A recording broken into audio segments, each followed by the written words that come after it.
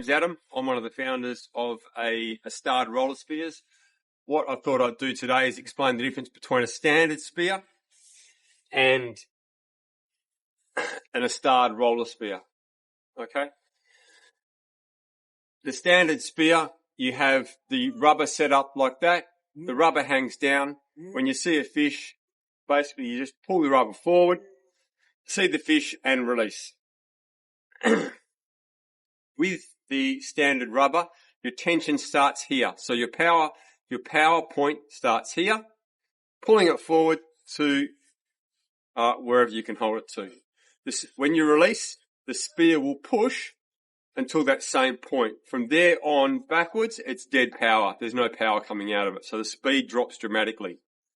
Okay?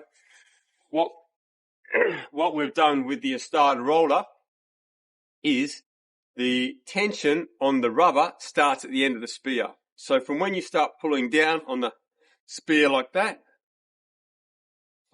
you've got tension all the way. Okay?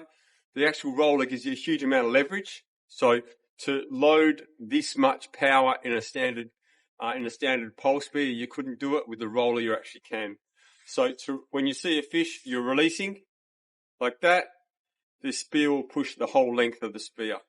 So that gives you tremendous range. So that's probably the biggest advantage of the roller spear, and that's range. The biggest disadvantage of a roller is if you see a fish, you have to put your hand all the way to the back to grab the strap, pulling it forward to load up and release. When you're actually doing that, you're pushing the spear forward. 9 times out of 10, you'll spook the fish. So what we've done, we've put a resting point in the center of the spear. So the strap itself will sit with a little bit of tension on it there. You're swimming along here like that. When you see a fish, you're pulling the spear forward and release. The front of our spear is also a little bit different. To load it, you simply get the slip tip, slide that on like that, and then pull the Dyneema down. We have metal trace for 1/3, then we have Dyneema. The reason we have the trace and the Dyneema combination, if it's just stainless trace, if you shoot the spear, it goes into coral. It's very easy for the tip to get caught in coral and turn sideways. You can't get the tip out. Then you have to work out how you're actually going to cut this. If it's all Dyneema, the Dyneema goes through the tip, comes down and loads there with tension, or sits there with tension.